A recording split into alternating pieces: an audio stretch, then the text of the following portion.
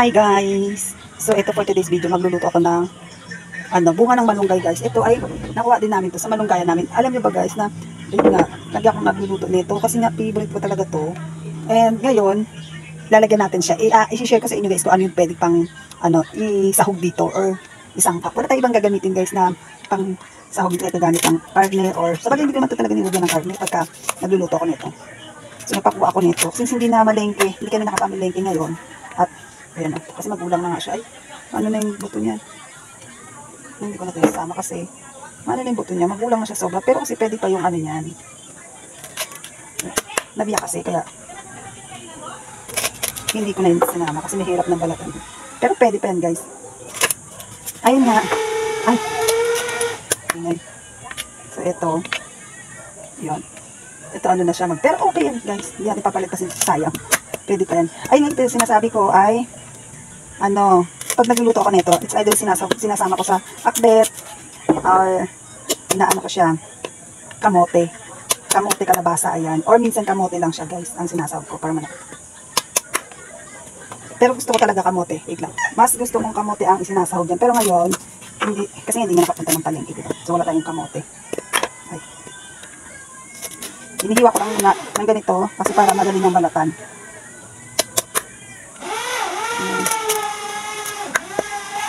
Ano kayang ginagawa doon ng tiyuhin ko?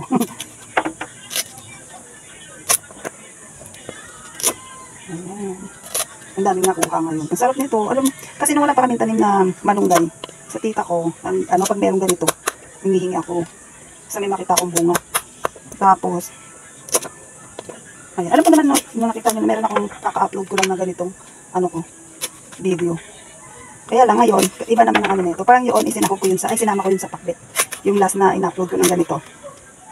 Tapos, ngayon, iba naman ang isasahog natin dito.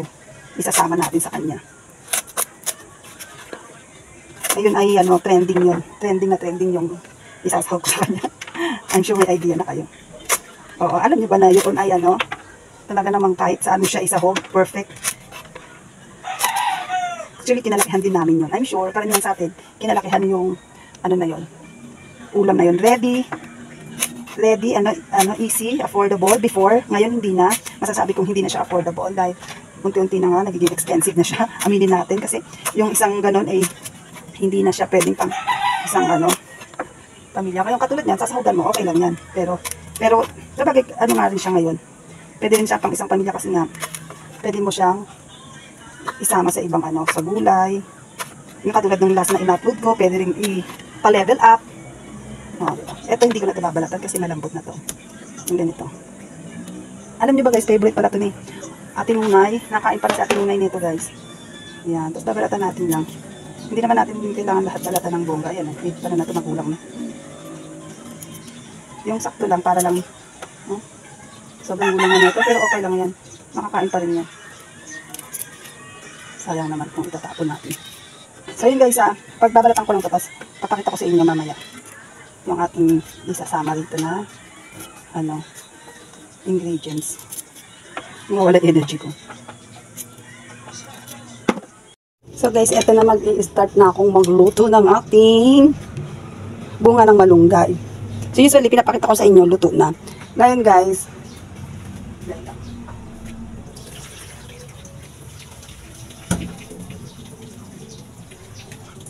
eto na siya. Pero hindi ko siya nilahat guys, kasi tingnan nyo naman ang dami niya na. Tapos, may natira pa ako. Ito. Tatlo lang naman kasi kami kumakain. Yung mga bata. Ay, actually sinunay nga tulad ng sabi ko. Tsaka yung isang pamangkin si Evans, kumakain yan. Tapos yung pamangkin ko, konti-konti lang. Kaya sakto lang to. Tapos sabi ko nga, naglalagay ako ng kamote. Pero, nagtry ako magpabili ng kamote. Wala. So, kumuha na lang ako ng patatas sa tindahan. So, ito na magigisa na ako, guys. Iuunahin ko yung aking kamatis. Ayan. Naan ko lang ako.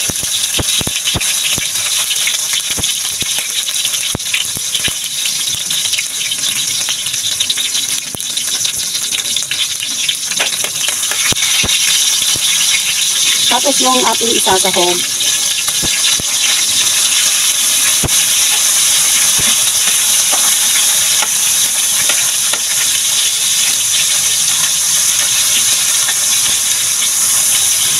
So, ayan na. Tapos lalagay ko na yung ating sibuyas. Dinamihan ko na yung bawang ko kasi mag-aano rin ako. Magluluto ako ng sauce para sa cheese ball.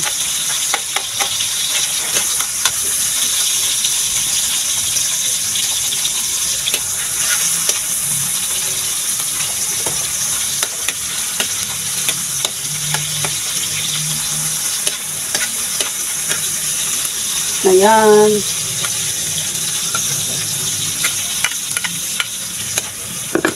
Next is bawang.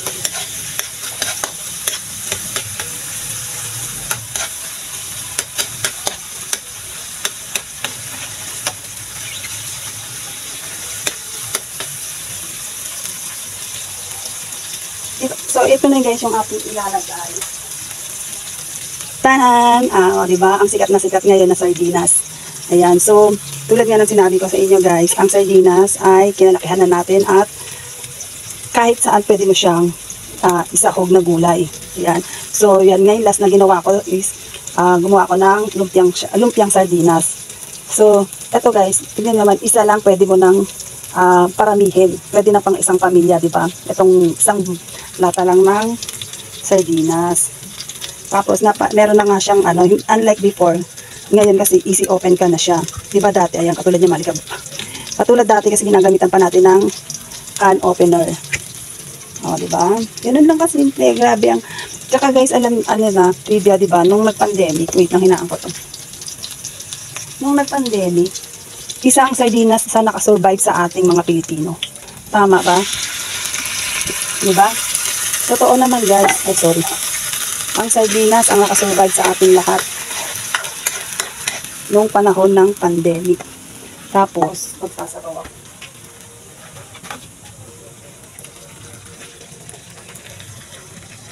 Hindi na ako kumukuha ng sinasabaw sa sinaing or sa ulam. Sa gripo guys. Kasi yung tubig namin na prime water is not safe na sa mga ganito. Hindi ko naman sinisiraan pero I'm sure sa mga prime water user, no, ay nakaka-experience niyan. So ayan, nilagay na natin siya. Hindi ko na dinurog yung ating isda, no. Pero tignan nyo naman guys. Oh, ang daming laman din yan. 4. Pero okay na rin yan guys kasi pang paano rin naman yan. Oh, kasi merong 5, may 4. O, lagay na natin yan para sabay na sa kulo. Ayan. And sabay na rin, sama na rin natin yung patatas. Pero yung aking lata pala hindi ko nalagyan ng sabaw. Ayan, kasi pwede pa yan. O. Diba? So yun guys. Diba? Tapos iniiw lang ang sardinas. Ang sardinas ang nakasurvive sa ating mga Pilipino nung panahon ng pandemic. Lagi tayong nag-aantay ng ayuda niyan. Tapos, una natin chine-check pag meron na ayuda dumarating sa atin. Tinitingnan natin kung ilang lata yung sardinas. Tama ba? Tama yan. Totoo yan guys. Tapos na. So, ilalagay ko na nga itong patatas para sabay-sabay na siya. Yan, nalalambot. Oh. Ganito lang guys, kasi ang ating sardinas putahe. Oh. Eto, siyempre kasi may tindahan tayo, so wala akong ginasas. Etong gulay na to, itong malunggay sa puno namin. Siyempre ang ito sa tindahan ng sardinas. Ayun. Tapos, maglalagay pa tayo ng pangpalasa. Ang ginisa, mix. So ito yung gamitin natin na pangpalasa. This is not all it's sponsor guys. Hindi ito sponsor. Ayan. Pero ito ang ating ulam for today. Ayan. Pero pwede rin sila mag-sponsor kung gusto siya. Tapos paminta. Ang bango na siya. Ang bango niya na guys. Guys, bakit mahina yung boses ko? Kasi baka marinig ako nung mga kapitbahay namin na gumagawa dyan sa kabilang bakod. Sabi na, nagbablog si ate. O, diba guys? Alam nyo ba? Pag nalaman ni Ate Nunay na ganito ang ulam namin, makikikain talaga yan siya. Favorite yan ni Ate Nunay. Hindi na natin dudulugin ng isda. Okay lang yan kasi hindi naman ang habol natin dyan is yung habol natin dyan yung lasa ng sardinas na sa ating gulay. Ayan. Kasi yung gulay lang, perfect na. Tapos, pina-perfect pa ng ating sardinas. Oh, yun lang guys, napaka-affordable, no? Pero, kahit naman wala kayong patatas na ilagay, sardinas, at kung ano lang makukuha yung gulay-gulay sa, ano nyo, sa inyong bakuran, like, kung may talbos kayo, pwede yan. Kung may kangkong kayo, pwede. Kung meron kayong dahon ng ampalaya, pwede. Kasi yung mga ganyan, ano yan, pwede yan, ay mga ano lang naman yan, nakukuha, nahihingi sa kapitbahay, or, meron kayo yan mga, may mga ganyan-ganyan din tayong tanim kahit papano. Tapos, ano din, wait lang yan, pwedeng alokbati, pwedeng, ano, meron ano kaya lang ang tatay ko hindi kumakain masarap sana tulagyan ng ano yung alokbati. Sa luyot, pwede. Maraming pwede guys. Yung alokbati gusto ko sana yan. Kaya lang ang tatay ko hindi nga nakain ng alokbati. Pero kasi, ako, ano, ginigisa ko lang yun. Kinugulong ko lang sa, ano, bawang. Tapos konting mantika lang, yung alokbati. Tapos sabay, ano, may prito ka. Yun, suwak na.